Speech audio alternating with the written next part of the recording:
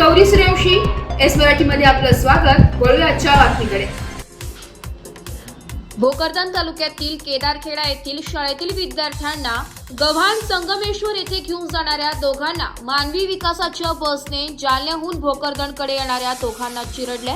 अपघातात भोकरदन जालना रस्त्यावरील केदारखेडा गावाजवळील वैभव हॉटेल समोर झालाय.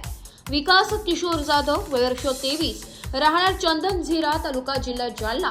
भूषण गंगाराम लोखंडे, वयवर्ष 21, राहणार अवघडराव सावंगी, तालुका भोकरदन, अशी मृत झालेल्या युवकांची नावे.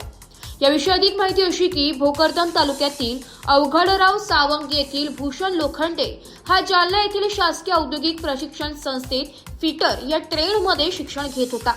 त्याचे शैक्षणिक वर्ष शेवटचे होते. भूषण हा हॉल तिकीट आणण्यासाठी मित्रासोबत जालना येथील ITI कॉलेजमध्ये गेला होता. जालना येथील त्याच्यासोबत शिक्षण घेणारा त्याचा मित्र विकास जाधव याची भेट झाली. दोघेही कॉलेजमध्ये सोबत जाऊन हॉल तिकीट घेतले. भूषण लोखंडे हा गावाकडे निघाला असताना विकास जाधव याला जाफराबाद येथे काही काम असल्याने आपण दोघे सोबत जाऊ असे म्हटले. भूषणने त्याच्या मित्राला बाईक घेऊन पाठवून दिलं. यानंतर भूषण हा विकास जाधव याच्या दुचाकीवर क्रमांक 21 BW 8332 गावाकडे निघाला असताना भोकरदन जालना रस्त्यावरील केदारखेडा येथून शाळेतील विद्यार्थ्यांना भरधाव घेऊन जाणाऱ्या मानव विकासाच्या बसने MH06 S8700 जोरदार धडक दिली आहे. यात भूषण लोखंडे, विकास जाधव हे दोघेही जागीच ठार झाले.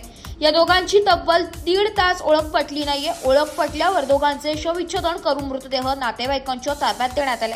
दरम्यान भोकरदन पोलीस ठाण्यात रात्री उशिरापर्यंत गुन्हा दाखल करण्याची प्रक्रिया सुरू होती. एस मराठी न्यूज साठी अमोल शिंदे, भोकरदन.